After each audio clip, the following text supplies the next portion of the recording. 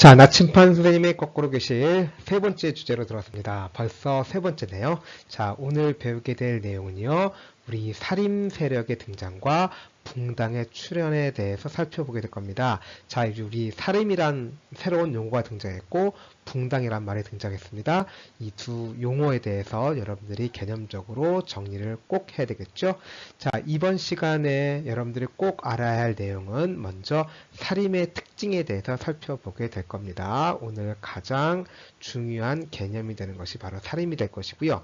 자, 두 번째로 살인 중에 중종 때 조광조가 기용이 되어서 개혁 정치를 실시하다가 좌절되는데 그 조광조의 개혁 정치에 대해서 살펴보도록 하겠습니다. 자, 그 다음에 살인들이 집권한 후에 분열되어서 형성되는 것이 붕당인데요. 이 붕당의 형성 과정, 이것도 중요한 부분이니까 꼭 알아두도록 하십시오. 자, 본격적으로 수업에 들어가도록 하겠습니다. 먼저 살인의 성장하는 그 과정을 살펴보도록 하겠습니다. 살인들은 어떤 사람들이었을까요? 자, 조선 왕조를 건국한 주도 세력은 신진 사대부였습니다. 그런데 고려 말에 이 신진 사대부들이 바로 개혁의 방법을 둘러싸고 혁명파와 온건파로 나눠지죠. 자, 혁명파 기억나죠? 정도전을 중심으로 한 세력이었고 역성 혁명을 추진했습니다.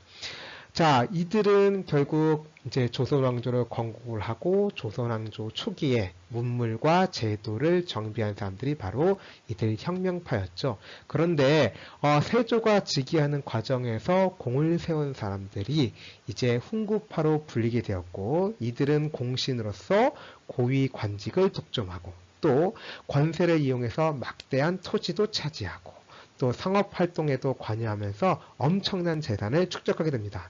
그런데 그 과정 속에서 수많은 비리와 부정을 저질러서 백성들로부터 지탄의 대상이 된 그러한 부패 세력이었다. 이렇게 여러분들이 기억을 하시면 되겠습니다.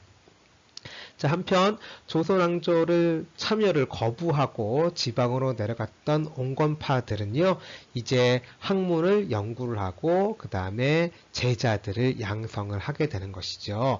그 제자들이 이제 성종 때부터 김종직이라는 사람을 필두로 해서 정계에 진출하게 되는데, 이들을 이제 살인파라고 부르게 됩니다. 그러니까 이제 살인파들은 온건파의 후손이고 이제 성종 때부터 정계에 진출해서 훈구 세력과 대립한다, 이렇게 보시면 되겠습니다. 좀 더 구체적으로 살펴보도록 하면 이 살인파들은 도덕과 의리를 강조하는 왕도 정치를 주장하였고요. 또한 지방 양반 즉 사족들에 의해서 질서가 유지되는 이러한 향촌 자치를 추구했다, 이렇게 보시면 되겠고요. 앞서 얘기했듯이 성종 때부터 김종직이라는 사람을 필두로 해서 선두로 해서 정계에 진출했다. 특히 이 성종은 이 훈구 세력들을 견제하기 위해서 이 살인들을 주로 삼사 관직에 진출을 시키는데, 이들 삼사는 하는 일이 뭐죠? 그렇죠. 관리들의 비리를 감시하고 감찰한다라고 얘기를 했죠. 이들은 주로 3사 관직에 진출해서 이 훈구 세력들의 특권적인 비리를 비판을 하게 됩니다. 당연히 이 훈구파와 살인파들은 대립을 할 수밖에 없겠죠. 그래서 훈구 세력과 살인 세력들이 이제 정치적인 싸움을 벌이게 되는데, 이에 의해서 일어난 사건이 뭐냐면 4차례에 걸친 사화가 됩니다. 자, 4대 사화라고 부르는 사화는요, 무오사화, 갑자사화, 기묘사화, 을사사화가 있는데, 이 중에서 무오사화와 갑자사화는 연산군 때 발생을 합니다. 무오사화는 김종직의 조의 재문이 때문에 일어나서 살인들이 많은 화를 입었고요. 자, 갑자사화는 연산군의 생모인 패비 윤씨 사건에 의해서 일어난 사건이었습니다. 자, 연산군 때 발생한 이유는요, 이제 성종이 살인들을 후원했다가 죽은 다음에 이제 훈구 세력들은 연산군 때 대대적으로 공격을 하게 되는 것이고요. 또 연산군 때에는 이렇게 많은 잘못을 저지르잖아요. 그러니까 살인들이 이게 왕의 잘못을 비판했겠죠. 따라서 연산군의 입장에서 보면 살인들이 아주 괘씸하게 생각을 했죠. 때마침 앞서 얘기했던 조이 제문 사건이라든가 패배 윤씨 사건 때문에 사건을 구실로 해서 살인들을 대거 숙청을 하게 됩니다. 자, 그 후에 이제 연산군이 실정을 거듭하면서 결국 쫓겨나게 되죠. 자, 그래서 새롭게 왕이 된 사람이 중종입니다. 이른바 중종 반정으로 왕이 되죠. 자, 중종은요, 이제 연산군의 실정을 거울 삼아서 이제 개혁 정치를 펼치고자 했습니다. 그래서 기용한 사람이 누구냐? 바로 유명한 조광조죠. 자, 이 조광조는요, 중종의 신임을 배경으로 사헌부 대사헌이라고 하는 관직에 올라서 급진적인 개혁 정치를 실시를 하게 됩니다. 첫 번째로 현량과를 실시해서 추천에 의해서 사림들을 대거 기용을 했고 이를 중심으로 개혁 정치를 실시하고자 했습니다. 두 번째로는요, 유교 윤리서라고 볼 수 있는 소학을 보급하고, 그 다음에 공락제도의 개선을 추구했고요. 세 번째로 왕실의 도교 행사를 주관하는 소격서라고 하는 기관이 있었는데, 소격서를 폐지하기도 했습니다. 자, 네 번째로 위훈 삭제를 추진했는데, 위훈이 뭐냐면, 중종 반정 때 공을 세운 사람들 중에 실제로는 공도 세우지도 않았는데 거짓으로 그러니까 공신이 되었던 사람들이 많았다. 그 많은 그 거짓으로 공신으로 책봉된 사람들의 그 위훈을 거짓 훈장을 삭제하자라고 하는 주장을 하게 된 것이고 이것 때문에 훈구 세력들의 엄청난 비판을 받게 됩니다. 결국 훈구 세력들의 공격으로 조광조는 이제 관직에서 쫓겨났고 결국 처형을 당하게 되면서 조광조의 개혁 정치도 이제 결국은 좌절되게 되었습니다. 자, 세 번째 학습 주제인 붕당의 형성에 대해서 살펴보도록 하겠습니다. 자, 앞으로 붕당이란 말은 계속해서 나오게 될 용어니까 여러분들 꼭 기억을 하십시오. 자, 먼저 우리 사림이 성종 때 정계에 진출한다라고 얘기를 했고요.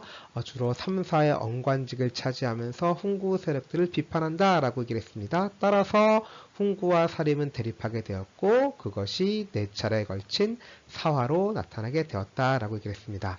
자, 사화를 겪으면서 사림들은 중앙정계에서 쫓겨났고 향촌 사회로 물러났지만 이들은 서원과 향약을 통해서 지방에서 세력을 계속적으로 확장시켜 나갔고 결국 선조 때 이르러서 이제 사림들이 훈구 세력들을 몰아내고 정권을 장악을 하게 됩니다.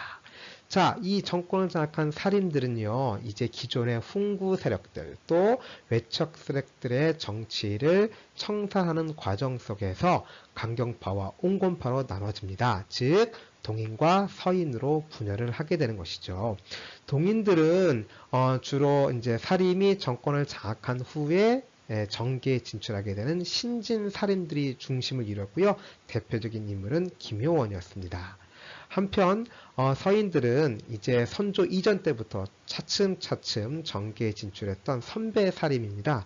기성사림이라고 볼 수 있고요. 대표적인 인물은 심의겸이었습니다.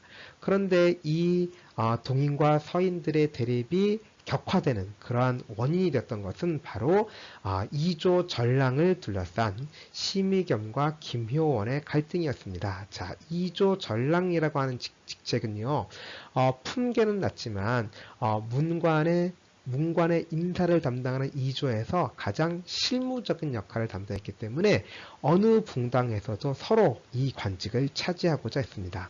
그 이조 전랑직을 둘러싸고 심의겸과 김효원이 갈등을 벌이게 되면서 동인과 서인의 대립이 격화됐다. 이렇게 여러분들이 보시면 되겠습니다. 자, 동인들은 특징이 뭐냐면 주로 이황이라든가 조식의 제자들이었고요. 지역적으로는 영남 출신이 많았습니다. 또한 이에 비해서 서인들은요, 이와 성혼의 제자들이 많았고요. 지역적으로는 기호지방 출신들이 많았습니다. 자, 이렇게 해서 우리 사림이 성장하는 모습, 또 훈구 세력과 대립하면서 사화를 겪게 되었다는 사실, 그 다음에 그 이후에도 선조 때 사림들이 결국은 정권을 장악한 다음에 동인과 서인으로 분열하면서 붕당이 형성되는 과정 공부했습니다. 자, 수업 시간에 보다 더 구체적으로 공부하고요. 즐거운 수업 시간 만들어 보도록 합시다. 이상으로 마치도록 하겠습니다.